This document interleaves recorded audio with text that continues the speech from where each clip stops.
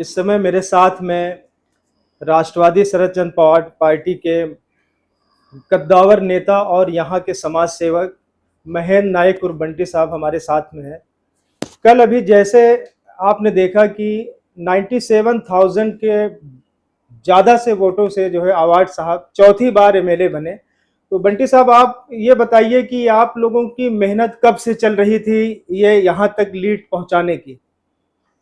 देखिए, ऐसा है कि मेहनत जब से 2009 में साहब जीते ना, तब से उनकी मेहनत चल रही है और उनके मार्गदर्शन पे हमारी मेहनत चल रही है। और आप देखेंगे कि 2009 से हर बार साहब को वोट बढ़ के ही आए हैं, उनके वोट कम नहीं हुए। नहीं, लगातार मैं देख रहा हूँ चौथी बार था और आप लोगों का एक नारा भी था कि चौथी बार 1 लाख पार। तो खैर आप 1 लाख के करीब पहुंच गए। नहीं, चौथी बार 1 लाख पार हम लोग ने 1,46,000 तो वोट लिए हुए और लीड 96,000 की लीड मिली है। 96,000 की आपको लीड मिली। तो आप इस पर क्या जो है बोलना चाहेंगे जनता के लिए और अपने साहब के लिए?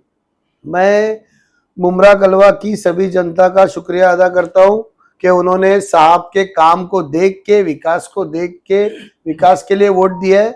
और ऐसी आगे इन्होंने जो हिम्मत दी है, तो उसी हिम्मत के साथ साहब ऐसी काम करते रहेंगे और आगे मुमरा और कलवा का विकास और अच्छे से अच्छा चलता रहेगा। तो अभी जैसे कि आपने देखा कि आपको इस बार जो है पिछले चुनाव से ज्यादा इस बार आपको मेहनत करते हुए देखा गया। तो क्या आपको ऐसा लग रहा था क्या कि चुनाव फंस जाएगा? ऐसा तो कोई मन में डाउट ही नहीं था जी, क्योंकि जितेंद्र आवाड़ साहब ने काम किया है, जीतेंगे तो वही। मगर क्या है कि कुछ मुद्दे लोगों ने इस तरीके के उठाए, गुमराह करने की कोशिश की मतदाताओं को, तो उसकी वजह से ऐसा लग रहा था कि अरे कहीं मुमरा के लोग गुमराह ना हो जाए। लेकिन साहब का काम ही अपने आप में इतना बड़ा है कि किसी ने कुछ सोचा ही नहीं, सीधा उतर के साहब का निशानी, जो निशानी आवाड़ साहब के नाम के आगे वोट डाला है लोगों ने।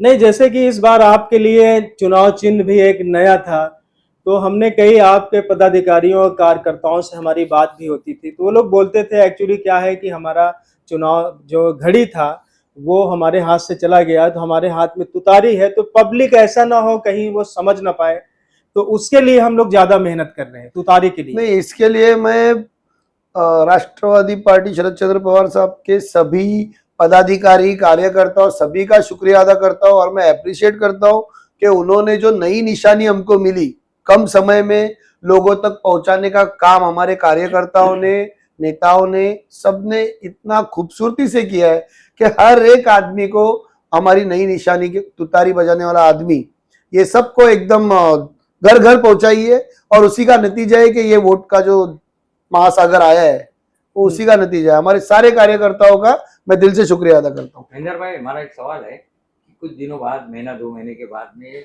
फिर से कॉर्पोरेशन का चुनाव आ रहा है, उसकी आप लोग की क्या तैयारियां हैं अभी से? कॉर्पोरेशन का चुनाव आ रहा है तो अभी जितेंद्र आवाड़ साहब की निशानी है तुतारी बजाने वाला आदमी, तो वो निशानी घर घर पहुंच चुकी है। काम कौन करता है ये लोगों को पता है, तो जिस नगर सेवक को आवाड़ साहब बोलेंगे कि ये मेरा आदमी है और ये आगे बढ़ेगा, आपके लिए काम करेगा, और आवाड़ साहब हर स्टेज पे यही बोलते हैं कॉर्पोरेशन के इलेक्शन में कि अगर इसने काम नहीं किया तो मैं काम करूंगा, आप मुझसे आके काम करके लो। मैं जिसको बोलता हूँ उसको आप जिताओ, वो मेरा आदमी है, अगर वो काम नहीं करेगा तो आप मेरे घर आओ, मैं काम करके दूंगा। महेंद्र साहब, जैसे कि ज्यादातर मार्केट में ये चीजें बातें चल रही कि इस बार का जो है नगर सेवक के उम्मीदवार में महेंद्र नायक और बंटी भी आ सकते हैं, तो इसमें कहां तक सच्चाई है? आ सकते हैं। मैं तो चुनाव के लिए कोशिश तो कर रहा हूँ, लोगों के काम कर रहे हैं और एक बार खड़े रहना जरूरी है, क्योंकि काम करते करते कई बार महसूस होता है कि एक जो प्रशासन के ऊपर जो हमारा हाथ होना चाहिए, उसके लिए जो जनता की ताकत मिलती है, जिससे अधिकार मिलता है, जिससे नगर सेवक का पद मिलता है, वो पद को लेकर अगर हम प्रशासकीय अधिकारियों के ऊपर जाए और हमारे काम करके लेने में हमको बड़ी आसानी होती है। आज हमको झगड़ा करना पड़ रहा है, किसी को रिक्वेस्ट करनी पड़ रही है, लेकिन जब नगर सेवक रहेंगे तो जो अधिकारी काम नहीं करते उनका कान पकड़ के उनका काम कराने के लिए नगर सेवक बनना बहुत जरूरी है। तो ये माना जाए कि इस बार जो है अगर पार्टी आपको टिकट देती है या आगे बढ़ाती है चुनाव लड़ाने के लिए, तो महेंद्र नाइक क्या उसके लिए तैयार है क्या? मैं 2009 से लोगों की सेवा में हूँ और मैं ऐसी सेवा करते रहूंगा और मैं एक बार इलेक्शन में खड़ा रहूंगा, क्योंकि लोगों की सेवा करते हुए मुझे दिख रहा है कि मुझे कहाँ अड़चने आ रही है। कुछ चीजें हमारे अधिकार की वजह से हम लोग रुक जाते हैं, हमारे हाथ में कोई अधिकार नहीं है। अधिकारियों को हम किस तरीके से हमारे सवाल पूछे जी या किस तरीके से हमारी जरूरतों को पूरा करने के लिए उनके ऊपर हम अपना हाथ कसे, लेकिन वो नहीं हो पा रहा है। क्यों? तो हमारे पास कोई पद नहीं है। तो ये करने के लिए एक्शन में खड़ा रहूंगा इस बार। तो आप अपने क्षेत्र की जनता के लिए क्या बोलना चाहते हैं? मैं क्षेत्र की जनता के लिए ये बोलना चाहूंगा कि जिस तरह से मैंने आज तक आप लोगों का काम किया है, क्योंकि मेरी एक एम्बुलेंस सर्विस भी है जी जो मैं लोगों के लिए चलाता हूँ, जरूरतमंद लोगों के लिए मैं फ्री में चलाता हूँ। तो ये एम्बुलेंस सर्विस मैंने शुरू की है और फिर दवाइयों का भी हम लोग दोस्त वगैरह सब मिलके ये खर्चा उठा लेते हैं, लोगों की मदद करते हैं, क्योंकि निजी तरीके से तो नहीं कर सकते। कुछ दोस्त यार है जो सब मिलके साथ आते हैं तो हम लोग मदद करते हैं। इसी तरह से मेरी एम्बुलेंस भी चल रही है और रात दिन कभी भी मैं लोगों की सेवा में खड़ा हूँ। तो जिनका मैंने काम किया है उनके पास से वोट मांगने का मेरा अधिकार है और वो मुझे नाराज नहीं करेंगे, इसलिए मैं।